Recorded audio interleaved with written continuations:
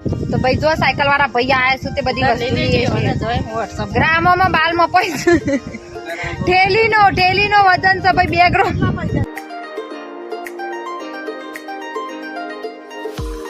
માસી લેવા બે બાલ વેચી બોલો બાલ વેચી લોકો પૈસા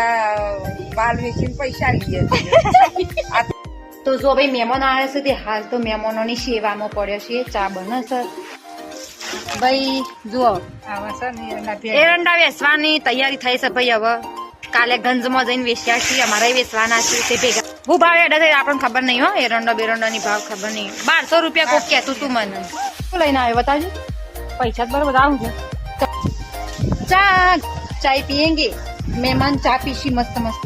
આ શું કહું આજ તો વાયરા આવી છે રોણ કાઢી છે મતલબ 2 દિવસથી સખત એટલો પવન ચાલુ છે ને કે 1 મિનિટ માટે વાયરો બંધ થતો નહીં આ વગરું છે કઈ વાળવાનું જોજો આ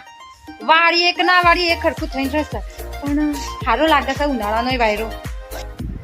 ચા પી લો ભાઈ બપોરના વાગી છે